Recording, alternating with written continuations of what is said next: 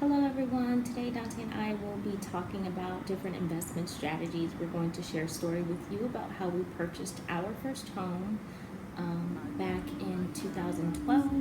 We held on to that home for maybe 4 years and more than doubled the value, gained more than double equity in that property. We want to share our story and encourage you on how to do so.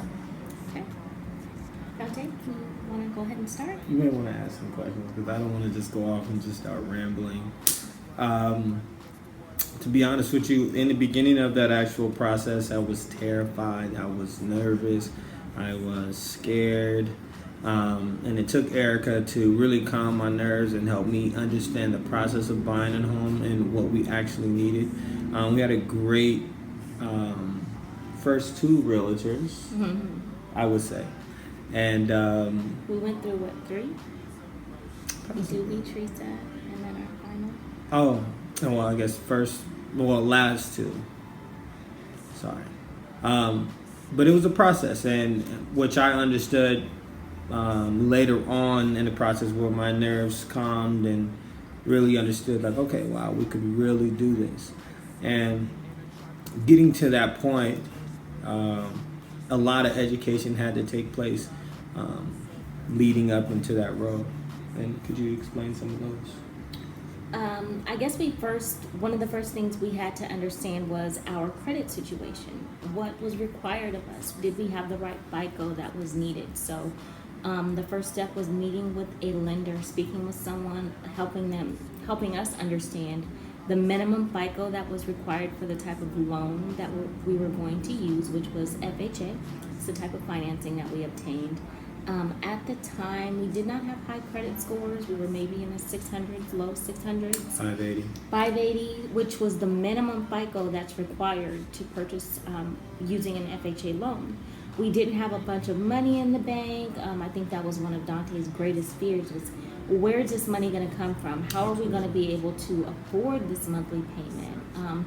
But I'm the type of person that likes to see things and just put them down for him just because I know the reservations that my husband has. So I broke down the numbers for him. He was able to see exactly what we would need out of pocket. We didn't have anyone to borrow from. We didn't have parents to lean on. So what we did was every check when we knew that we were in the process of buying and starting the process, we just put money aside.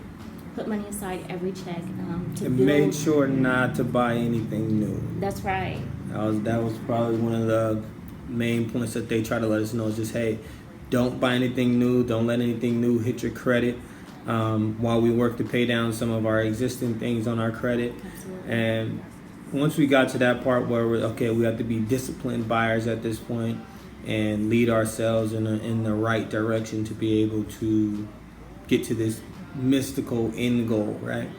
It felt so far away, but once you get past that pre-approval process, that initial assessment of figuring out what you need to move forward is great, because then you start looking at homes and you get to really see what's out on the market based on your price point.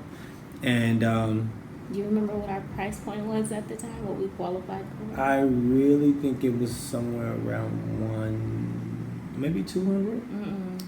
It was $180,000. We only qualified for $180,000. It's hilarious. Today we can laugh about it because we have grown so much, but it's just it was only 580 FICO scores. We only qualified for $180,000, and it looked and seemed impossible. Absolutely impossible. After months of looking, it wasn't easy. We put in many, many, many offers. We got many, many, many rejections.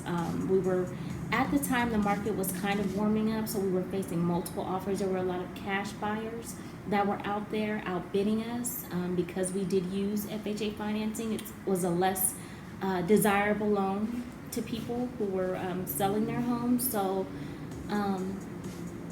after looking for months, then we finally found the home that we thought was perfect. Not that it was our dream home or anything like that, but we went in there with an investor's mind frame. We said, okay, we're looking at this home, the square footage, location, the dollar amount that we're paying for it today, and we also looked at the dollar amount that the person that we were buying it from Absolutely. paid for it in our determination on whether or not that would be a good home.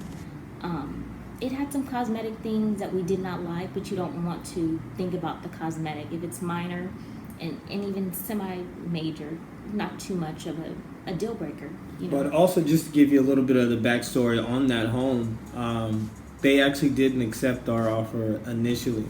We got outbid by someone. They end up falling out of contract and giving us a call. We did make good contact when we went through and walked through the home. So he kind of knew us as far as walking through the home, but he did not initially accept our offer.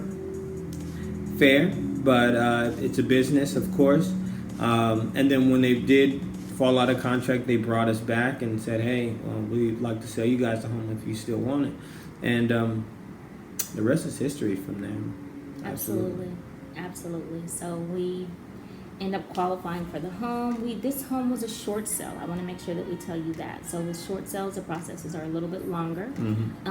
The seller, the person who's selling the home, has to, once they accept the offer, they send it to the bank.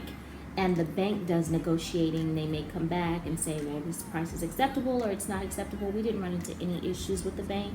They accepted our offer. It took us about 45 days to close. And as Dante said, the rest is history. Absolutely. So we purchased back in 2012. We just sold that property, like I mentioned earlier on, for double what we paid for it. Again, I mentioned we looked at what the person paid for the home. They paid $380,000. Yeah. They paid $380,000 for the home that we purchased for $157,000. So we knew that we were making a good choice, and it did turn out that we made the right choice. That was our first investment property. It has set us up for the future. It has put us in a position to be able to purchase more property, to make different investments, and just to continue on with this real estate investing. So we're happy that we could share our story with you. We hope that we inspired some of you. If you have any questions, then we are definitely open to them. Email is the easiest way, of course. Reaching out to myself or Erica with any of your questions. If you have followed us on any other social media outlets, Facebook, Instagram. Absolutely. And we will, if you like to, then subscribe to our email. We will also be posting videos. We're going to try to do them weekly. So stay tuned. Absolutely. Thank you. Thank you. Have a good one.